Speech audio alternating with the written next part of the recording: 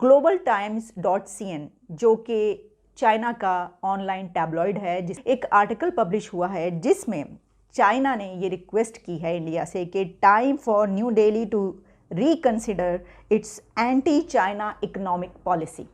7 to 8 billion dollars जो है वो लॉस हुआ है चाइना को इंडिया की इस एंटी चाइना इकोनॉमिक पॉलिसी की वजह से, कि जो उसकी प्रोडक्ट्स जो है वो इस मरतबा बाय नहीं। आप इंडिया को देखिए कि जो इतनी बड़ी पॉपुलेशन रखता है, इसके बावजूद उसकी वहाँ पर जब ट्रेड होती है तो चाइना जैसा कंट्री जो कि उसका जो है वो दुश्मन समझा जाता है, वो भी उसके सामने घुटने टेकने पर इंडिया के सामने मजबूर हो जाता है और कहता है कि प्लीज़ आप इस चीज़ को रिकंसिडर कीजिए, आप जो बाइकआउट कर रहे हैं हमारी प्रोडक्ट्स का। वो इलेक्ट्रॉनिक लाइट्स लोग ने कम पसंद की, दिए ज्यादा पसंद किए जो कि मेड इन इंडिया थे। चाइनीज प्रोडक्ट्स इस बार ज्यादा नहीं बिके। चाइना को 30,000 करोड़ का लॉस हुआ है, ऐसा सुना गया है। साथ में इंडियन इकोनॉमी ने अपने आप को एक बार दिखा दिया कि इंडियन इकोनॉमी भी बाहर आ सकती है इससे, और रिसेशन से बाहर दिख रही है अब आती हुई। एक्चुअली ये रिपोर्ट नेशंस को, कंट्रीज को ये बताती है कि अगर आप इकोनॉमिकली स्ट्रॉन्ग हैं और आपके पास ट्रेड टूल्स मौजूद हैं तो आप दुनिया की बड़ी से बड़ी ताकत को घुटने टेकने पर कैसे मजबूर कर सकते हैं। लेकिन ये उन लोगों के लिए जो इसको समझ सकते हैं, जो सबक हासिल करना चाहते हैं और जो वाकई दुनिया में तरक्की करने के लिए इन टूल्स पर अमल करना चाहते हैं। आपके सामने मैं एक रिपोर्ट रख रही हूँ जो कि चाइना और इंडिया के बीच है। इसकी वजह यह है कि कहा यह जा रहा है कि चाइना ने इंडिया से रिक्वेस्ट ये की है कि वो अपनी जो ट्रेड पॉलिसी है उसको रिकंसिडर करे। ग्लोबल टाइम्स .cn जो कि चाइना का ऑनलाइन टैबलॉइड है जिसमें न्यूज़ और आर्टिकल्स पब्लिश होते हैं, वहाँ पर एक आर्टिकल पब्लिश हुआ है जिसमें चाइना ने ये रिक्वेस्ट की है इंडिया से कि time for New Delhi to reconsider its anti China economic policy. ये बात चाइना ने क्यों कही, मैं आपको बता देती हूँ कि इसके पीछे क्या डिटेल्स हैं। इसकी वजह यह है कि इस मर्तबा दिवाली पर इंडिया में एक ये ख्याल पाया जाता था, एक ये सोच थी कि क्योंकि हम देखते रहे कि पिछले कुछ अरसे में चाइना और इंडिया के ताल्लुकात कैसे रहे, काफ़ी कशीदगी रही और काफ़ी ख़राब हालात रहे, तो इस वजह से वहाँ पर ये सोचा गया, ट्रेंड चलाया गया, ये अवेयरनेस पैदा की गई कि चाइना की प्रोडक्ट्स का इस दफ़ा बाइकआउट करना है। अब आप जानते हैं कि पूरी दुनिया में कोई भी फेस्टिवल जब होता है, चाहे वो ईद हो, दिवाली हो, होली हो, क्रिसमस हो, न्यू ईयर हो, तो उस वक्त उस कंट्री के जो लोग हैं वो भरपूर तरीके से अपना ख़रीदारी करते हैं और जिस कंट्री की जाहिर है कि वो चीज़ें ख़रीदते हैं उसको बहुत ज़्यादा फ़ायदा पहुंचता है। अब इंडिया के पास एक स्ट्रेंथ जिस पर बड़ी तनकीद की जाती है, पाकिस्तान की तरफ से बड़ा क्रिटिसाइज़ किया जाता है कि देखिए इंडिया की जो पॉपुलेशन है वो कितनी ज़्यादा है, इस वजह से पॉवर्टी भी है वगैरह वगैरह। आप ये सोचिए कि इंडिया की इतनी बड़ी पॉपुलेशन जो अरबों में है, उसकी वजह से वो पॉपुलेशन, उसकी स्ट्रेंथ भी किस तरह है। वो इस तरह है कि जब इंडिया में ये अवेयरनेस पैदा की गई, ये ट्रेंड चलाए गए और ये कहा गया कि इस मरतबा चाइना की जो प्रोडक्ट्स हैं उसका बाइकआउट करना है, तो चाइना को जो लॉस हुआ है उसकी जो रिपोर्ट्स हैं वो ये कहा जा रहा है कि इंटरनेशनल मीडिया जो कोट कर रहा है वो ये कहा जा रहा है कि तकरीबन 50,000 करोड़ 50,000 करोड़ का लॉस हुआ इस मरतबा चाइना को। लेकिन मुख्तलिफ जगहों पर मुख्तलिफ फिगर्स हैं। कहीं पर यह भी लिखा गया है कि 7 to 8 बिलियन डॉलर्स जो है वो लॉस हुआ है चाइना को इंडिया की इस एंटी चाइना इकोनॉमिक पॉलिसी की वजह से, कि जो उसकी प्रोडक्ट्स जो हैं वो इस मरतबा बाय नहीं की गई। ये एक बहुत बड़ा टूल है, यानी ये कि आप ये देखिए कि अब चाइना और इंडिया, इसके बावजूद कि दोनों के बीच इतनी राइवलरी है, वो ये जानते हैं कि वो एक दूसरे के ऊपर किस तरीके से डिपेंड करते हैं। और शायद इसको अगर हम एक ब्रॉडर एस्पेक्ट में देखें, एक लार्जर स्पेक्ट्रम में देखें, तो हम इसको इस तरह भी ले सकते हैं कि शायद यही इकोनॉमिक पॉलिसीज़ या एक दूसरे के ऊपर डिपेंड करने की पॉलिसी जंग को रोके रखेगी, जंग नहीं होने देगी, लड़ाई झगड़ा नहीं होने देगी। इस तरह की चीज़ें भी हम सोच सकते हैं, जो कि एक पॉजिटिव इसका एंगल है।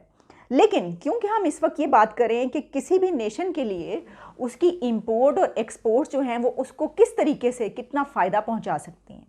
अगर हम पाकिस्तान को लें तो पाकिस्तान को इसको इस तरह देखना चाहिए कि क्या हम इससे कोई फ़ायदा हासिल कर सकते हैं। ये चीज़ हमें कुछ सोचने पर मजबूर करती है। मसलन अगर हम ये देखें कि जो इंडिया और चाइना के बीच एक्सपोर्ट इंपोर्ट है वो क्या है। India's biggest exports to China are cotton, और दूसरी भी हैं बहुत सारी चीज़ें। लेकिन कॉटन मैंने इसलिए कहा कि पाकिस्तान भी ये समझता है कि पाकिस्तान तो कॉटन में मालामाल है, बहुत अच्छी कॉटन पैदा होती है पाकिस्तान में, लेकिन हम कॉटन को अपनी दूसरों के लिए अपनी वीकनेस नहीं बना सके ना, यानी दूसरे जो है वो हमसे कॉटन इंपोर्ट करें और वो हम पे डिपेंड करें, हम अपने आप को वहाँ तक नहीं पहुँचा सके, वहाँ पर नहीं ले जा सके। क्यों ऐसा है? अच्छा, ले दे के हमारे पास एक ही चीज़ रह जाती है और वो है स्पोर्ट्स का सामान। कि जी जो फुटबॉल वर्ल्ड कप होता है वहाँ पर देखिए पाकिस्तान का फुटबॉल जाता है, कितनी अच्छी किस्म का, हम कितने ज़बरदस्त किस्म के फुटबॉल बनाते हैं कि वहाँ पर वर्ल्ड कप वाले जो है वो हमसे लेते हैं और वो इसको यूज़ करते हैं। मेरा ख्याल ये है कि ठीक है, ये बहुत अच्छी बात है, लेकिन इसको अब इसी एक बात को रगेदते हुए बहुत अरसा गुजर गया है, बहुत अरसा।